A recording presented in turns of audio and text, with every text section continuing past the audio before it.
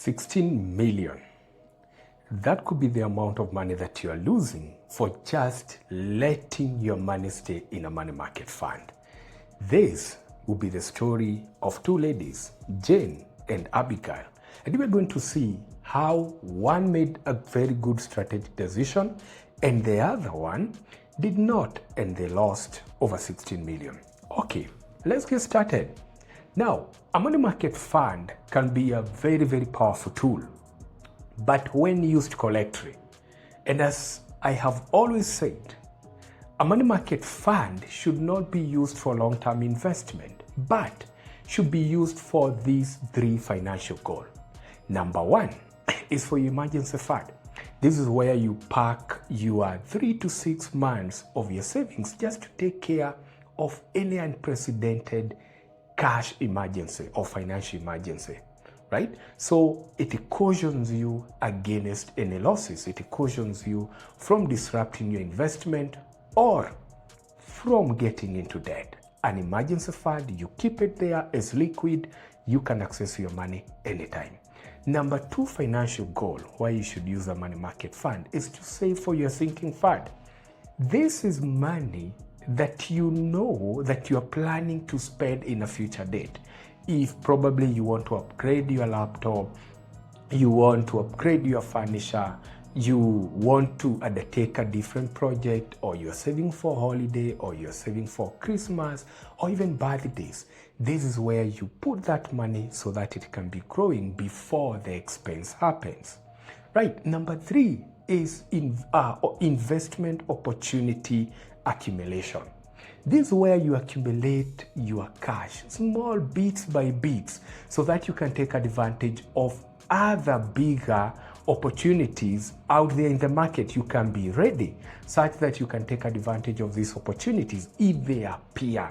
Anytime you are liquid and you can grab these opportunities. But most of you are using money market fund the long way. We are using it to invest our money. Now, I've seen over 15 people who we have interacted with, people with over 10 million in their money market fund. And when I ask them, what is this money for? Well, I'm investing. That is usually the answer. But is this the right way? Of course, I applaud them. They have just taken a very strategic step. Some have this money in the bank's account where it's making zero returns. So getting it in a simple money market fund, which is the entry investment opportunity, is a very, very big step. And I applaud you for having that money in your money market fund. But we need to go to the next level. All right, so let me give you a case of Jane. Jane is a mid-aged lady and she's making good income. So she has this money, 10 million. And because she don't believe in investing in financial education, paying Alex 7,000 to sit down, look at the investment opportunities available, structure their finances for just 1 hour, she feels that, no, I'm going to go a DIY move.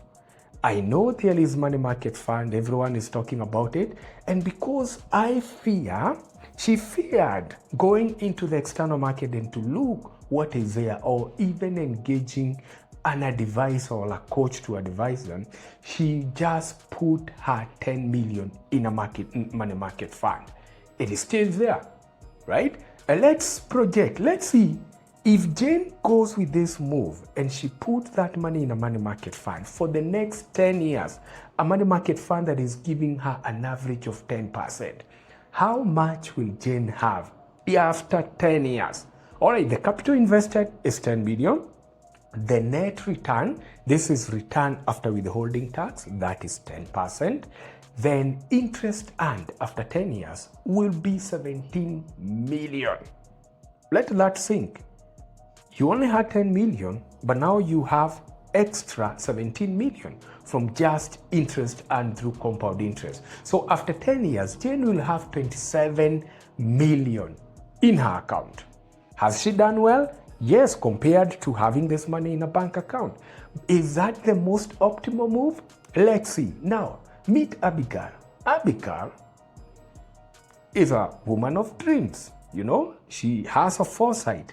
She believes in investing in financial literacy, and she engages Alex for 1 hour. And we structure her finances and just leave money market fund for things like emergencies, sinking fund, and opportunity. And we take that 10 million extra and invest it in a good growth investment opportunity that will give her a net return of over 15%. These investments are available. So here is what Abigail realized after 10 years. Now the capital invested remained 10 million. The net return will be 15%. But now here's the magic. Abigail will have gained 33 million in interest, and she'll have 43 million by the end of what? Year 10. That is a difference of 16.5 million compared to Jane.